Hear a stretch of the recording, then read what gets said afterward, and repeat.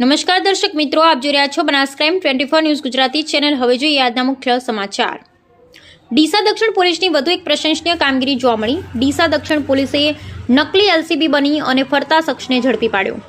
ગુજરાતમાં નકલીની હારમાળા વધી રહી છે। નકલી કોર્ટ, નકલી સરકારી કચેરી, નકલી ડીવાયએસપી, નકલી ઇન્કમટેક્સ અધિકારી, નકલી જીસીટી અધિકારી સહિત અનેક નકલી અધિકારીઓ ઝડપાઈ રહ્યા છે, જેને લઈ ગુજરાત સરકારની કામગીરી પર પણ સવાલો ઉભા થઈ રહ્યા છે। પરંતુ આજે ડીસા દક્ષિણ પોલીસે વધુ એક પ્રશંસનીય કામગીરી જોવા મળી રહી છે, જેમાં નકલી એલસીબી પોલીસ કર્મી બનીને ફરતા શખ્સને ડીસા પાલનપુર હાઈવે પરથી દક્ષિણ પોલીસે ઝડપી પાડ્યું છે।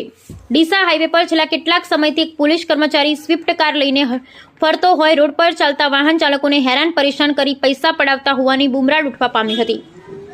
ત્યારે ડીસાના અરજદાર અર્જુનભાઈ જોશીએ જિલ્લા પોલીસ વડાને લેખિતમાં રજૂઆત પણ કરી હતી, જેના પગલે ડીસા દક્ષિણ પોલીસે ડીસા પાલનપુર હાઈવે પર વોચ રાખી સ્વિફ્ટ કાર સાથે એક શખ્સને ઝડપી પાડ્યો હતો।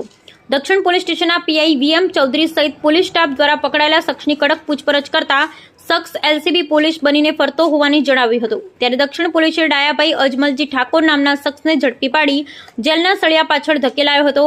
જ્યારે પકડાયેલ પોલીસે બનીને ફરતા નકલી એલસીબી શખ્સની કારમાંથી ધોકો સહિત કાળા કાચ લગાવી સ્વિફ્ટ કાર મળી આવી।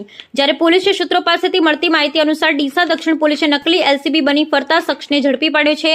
તે શખ્સ ડીસા પાલનપુર હાઈવે પર આવેલા માળવાપુરા ગામનો છે અને ગુનાહિત ઇતિહાસ ધરાવે છે। અગાઉ આ શખ્સ સામે જુગાર, દારૂ સહિતના કેસ ગઢ પાટણ સહિત અનેક પોલીસ સ્ટેશનમાં નોંધાઈ ચૂક્યા છે।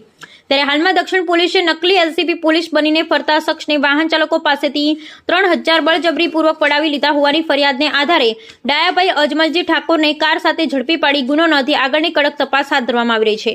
ઉલ્લેખનીય છે કે ડીસા દક્ષિણ પોલીસ સ્ટેશનમાં પીઆઈ વીએમ ચૌધરી દ્વારા શહેરમાં અસામાજિક પ્રવૃત્તિઓ કરતા અસામાજિક તત્વો સામે કડક કાર્યવાહી હાથ ધરવામાં આવી રહી છે, જેને કારણે શહેરમાં અસામાજિક તત્વો ભૂગર્ભમાં ઉતરી ગયા છે। Bureau report Haresh Thakkar, Deesa Banaskantha.